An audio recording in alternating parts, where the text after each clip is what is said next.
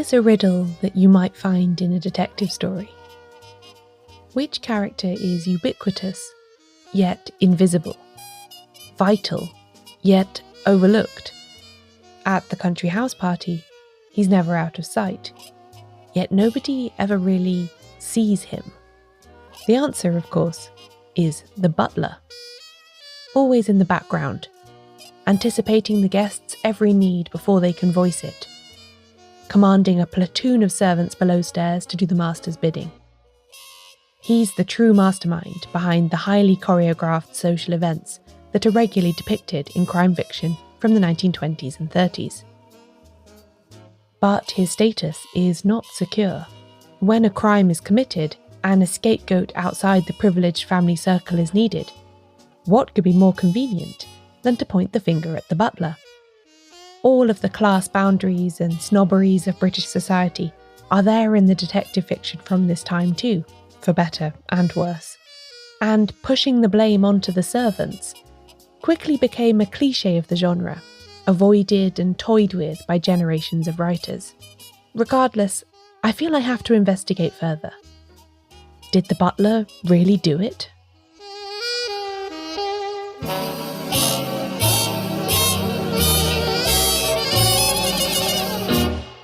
Welcome to Shedunnit. I'm Caroline Crampton.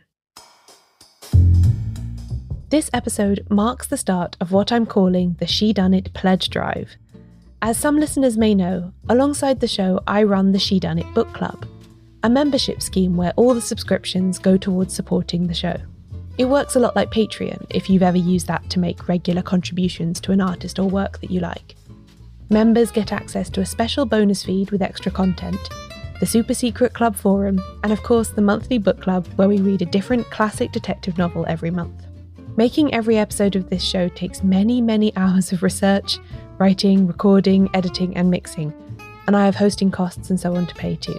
So every single member's contribution helps to make it better and easier to make. Put simply, without them, I would not still be doing this. Shedunnit has come a long way since it launched at the end of October 2018. 2 years and 50 episodes ago. Thanks to all the wonderful members who've signed up so far, the podcast is now almost at a tipping point where I can afford to make it a core part of my actual job, rather than something I do in my non-existent spare time and in the middle of the night. I have so many ideas for new things I want to do. I want to be able to bring out episodes more often. I want to make mini audiobooks for you. I want to expand into covering TV and film adaptations of detective fiction, as well as the books. And that's where the pledge drive comes in. If I can add 100 new members to the Shedunnit Book Club by the end of 2020, I'll be able to forge ahead with these plans to grow and deepen what the podcast offers. So if you'd like to be part of that and feel able to offer some support, please visit shedunnitshow.com/pledge-drive to find out about all the ways you can help take the show to the next level. There are new rewards on offer, new tiers at which you can join the club, a special offer for giving the gift of a membership to a friend, and much more. There's also new merchandise coming very soon, as well as some exciting bonus content on this feed to give you a taste of what would be on offer if we hit the target by the end of December. So head over to shedunnitshow.com/pledge-drive to make your contribution. I'm so grateful for your help, whether that's taking part or sharing this, and really excited to see what we can do next. Now, let's get into today's episode. Oh wait, before I do, this is a rare occasion when I'm going to give a proper spoiler warning from the very start. I usually do my best to avoid revealing the solutions of the books I talk about, but this is a subject where it's just not possible to talk about it and also keep all the endings a secret. After all, when covering whether the butler did it, I really have to be able to say whether he did or not. There's a full list of all the books mentioned in the description of this episode, so please do check it and come back later if there are any titles there for which you don't want to hear any major plot details. Consider yourself warned.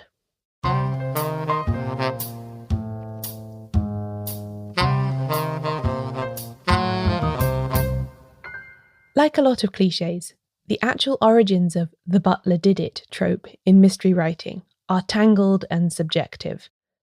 To understand where it came from, we need to go back a little before the true golden age of detective fiction between the two world wars, and look at the work of Mary Roberts Rinehart, an incredibly prolific American writer who began publishing mystery stories with The Circular Staircase in 1907. By the time Dorothy L. Sayers, Anthony Berkeley and the rest were forming the Detection Club in London, Rinehart was already a household name, with her books selling thousands of copies and many of her stories adapted into silent films. Her 1930 novel The Door is often considered to be one of the worst she ever wrote, but I'm afraid it is there that our Butler hunt takes us.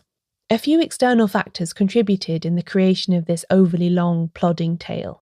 Rinehart was just recovering from a bout of illness when her two sons launched a new publishing house, Farrar and Rinehart, and were relying on their mother to provide them with an early commercial success, which was all the more important for their business because of the economic downturn brought about by the onset of the Great Depression in 1929. Mary Roberts Rinehart, therefore, bashed out the door very quickly while still convalescing in hospital, and it doesn't have any of her usual careful plotting or interesting characters. If you're interested in trying out her work, this isn't where I'd recommend that you start. However, it is worthy of our attention today because The Door is one of the rare, straightforward examples of a plot in which the butler does really turn out to be the murderer. In this book, the butler literally did do it. It doesn't include the precise phrase, "the butler did it," which is sometimes also attributed to Rinehart, but there is no doubt that she did write a novel in which the butler, well, you get the picture. The fact that it's a slapdash, mostly uninteresting novel also played a substantial role in cementing the idea that this was a lazy solution, and one that mystery writers aspiring to originality should avoid. That all seems fairly straightforward, doesn't it? Except, it just isn't accurate to say that Mary Roberts Rinehart is entirely to blame for the idea of The Butler Did It. I draw your attention to number 11 of the American mystery writer S.S. Van Dyne's 20 Rules for Writing Detective Stories, published in 1928. A servant must not be chosen by the author as the culprit.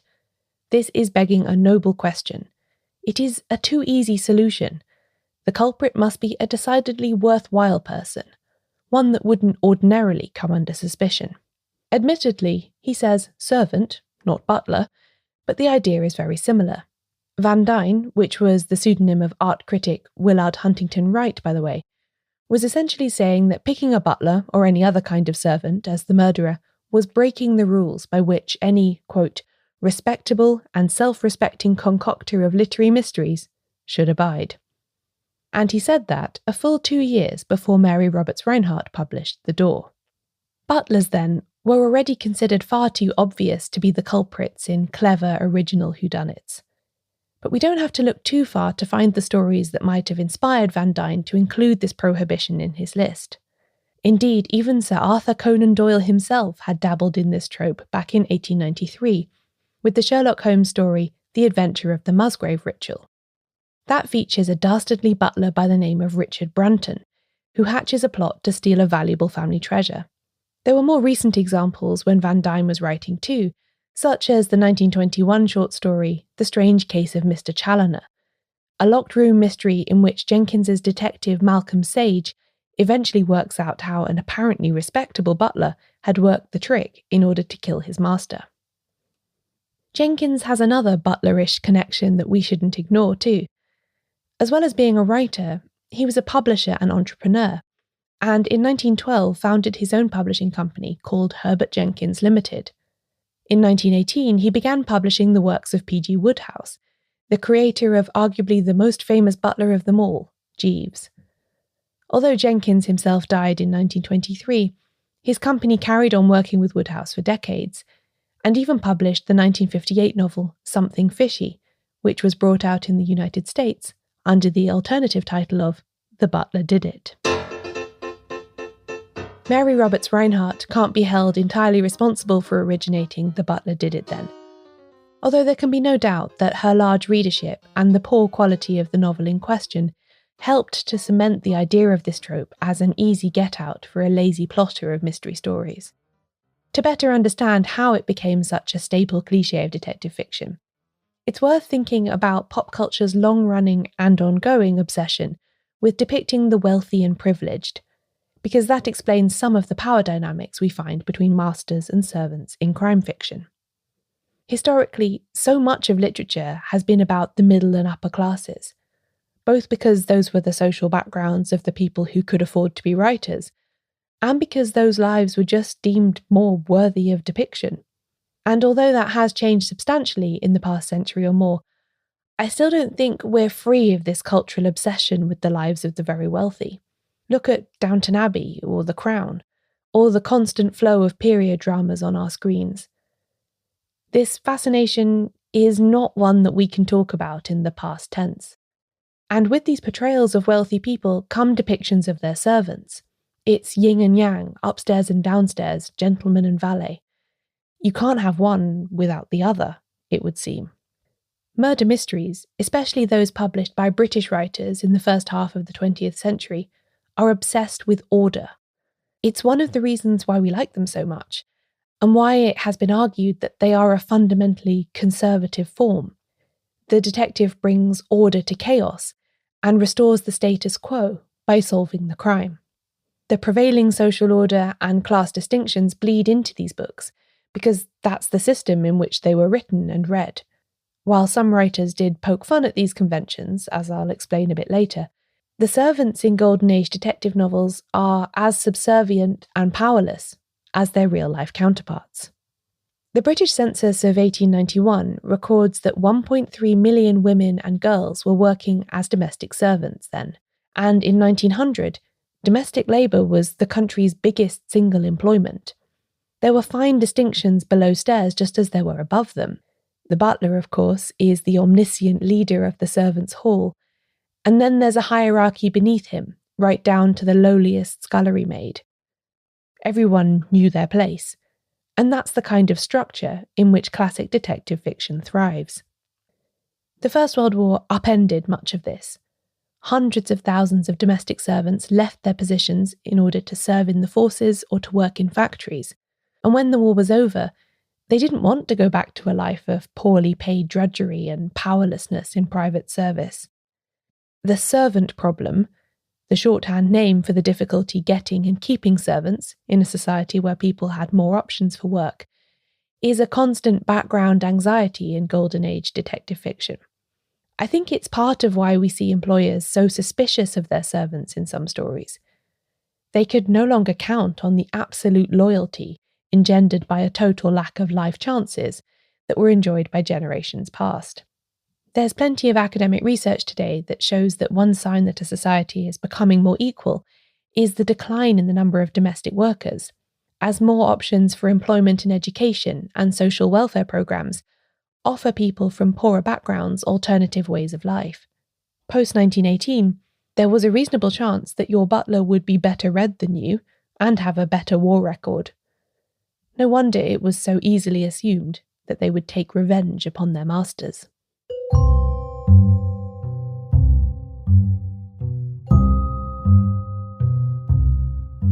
The prominent role played by servants in Golden Age detective fiction can be explained in part just by the period in which these books were written.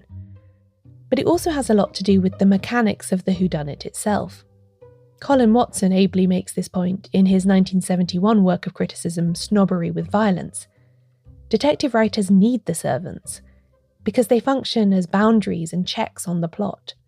Just as country houses or remote islands make for great whodunit settings, because they physically isolate the circle of suspects, so do competent servants aid the mystery writer, because they are the eyes and ears of a household. Maids, footmen, cooks, charwomen and butlers can all be called upon to reliably bear witness to when a body was discovered, or whether a room has been accessed, or if a suspect's habits have changed suspiciously.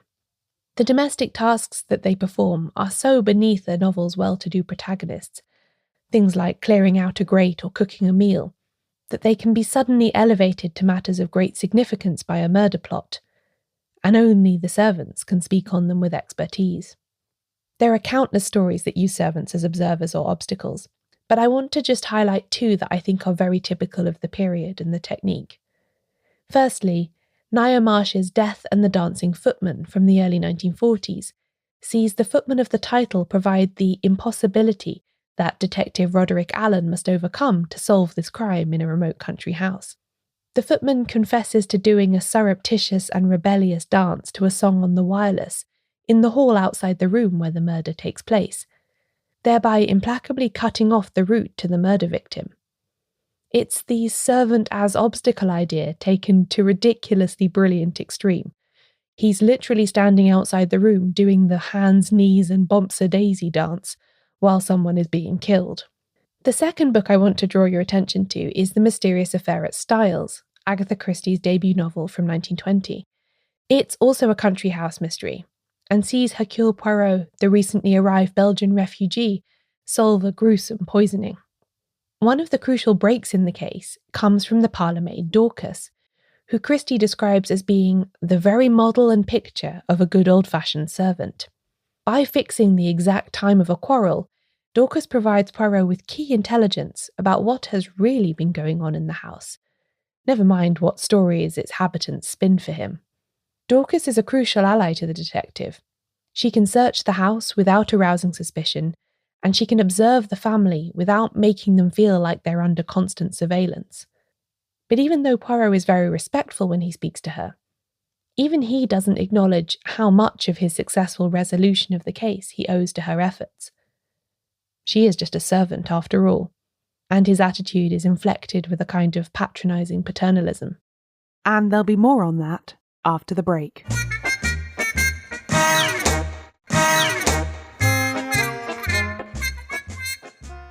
A domestic servant in 1920 occupied a peculiar position.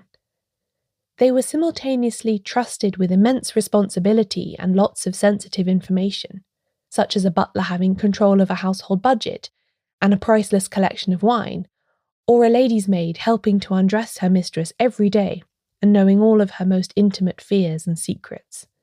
But at the same time, the servant was also completely powerless. If they were dismissed in questionable circumstances without a reference, their career was over, and there would be very little inquiry into whether they actually deserved this fate or not.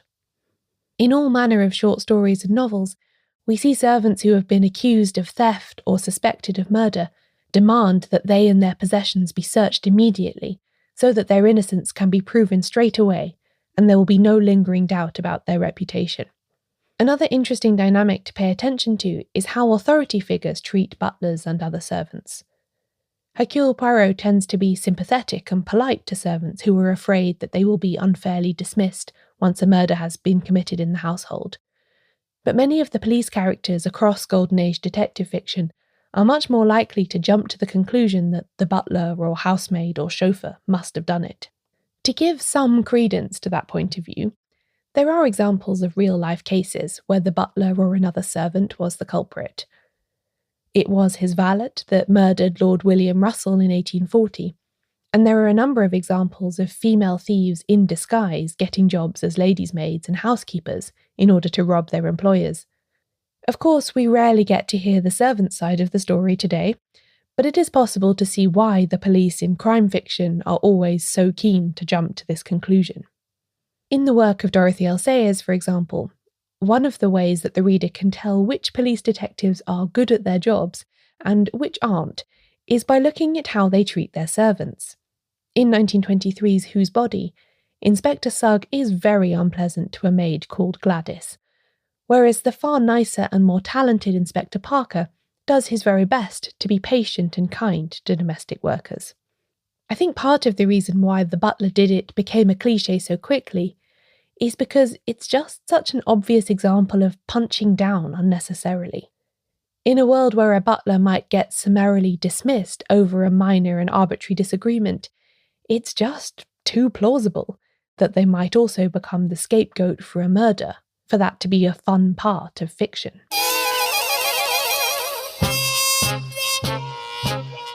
The near-total agreement that having the butler commit the murder is way too obvious and easy provided mystery writers with the opportunity to subvert and twist this trope in interesting ways. Since readers would assume that the butler didn't do it, because that would just be too gauche, these expectations could be toyed with to complicate and improve the plot. Agatha Christie's three-act tragedy from 1934 contains an excellent example of this. Because the murderer is a posh actor who almost gets away with his crimes, because he successfully impersonates a butler.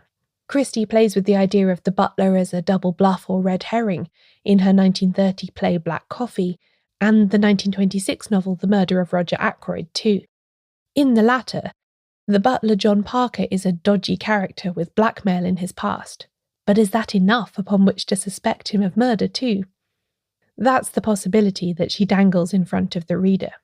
Georgette Heyer's second detective novel, Why Shoot a Butler, from 1933, is also a playful take upon this trope, because the butler is not a suspect, but one of the victims.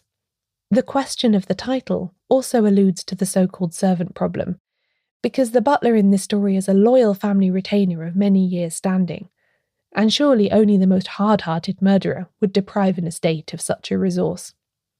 Although he isn't officially a butler, I think Peter Wimsey's manservant Bunter is an excellent example of a writer taking the stereotypes about servants and turning them upside down.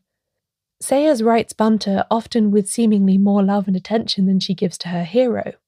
There is nothing he cannot do, and no situation he cannot rise to, from photography to cookery to espionage to hand-to-hand combat.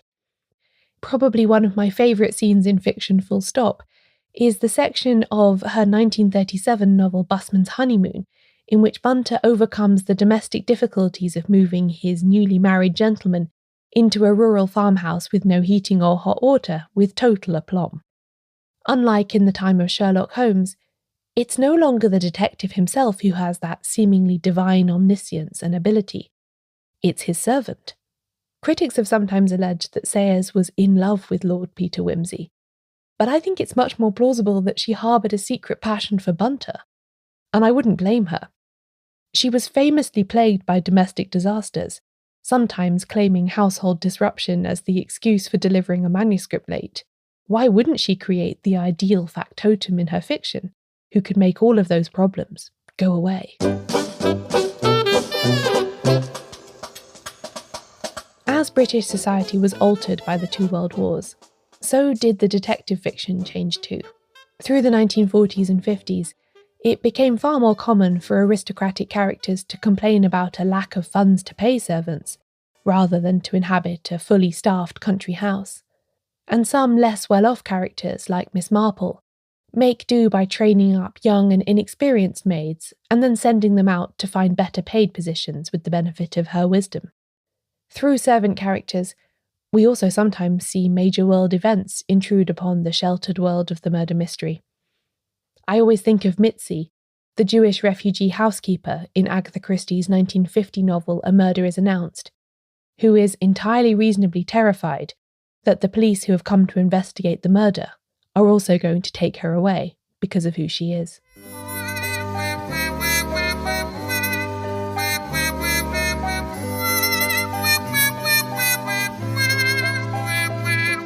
Crying The Butler Did It is a fun, light-hearted way of poking fun at one of the more hoary tropes of classic detective fiction.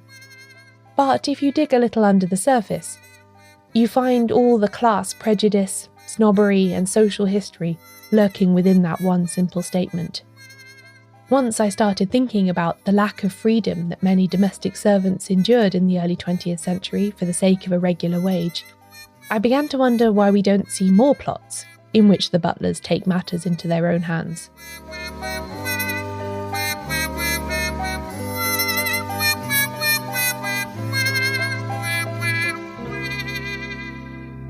And after all, who would suspect them if they did?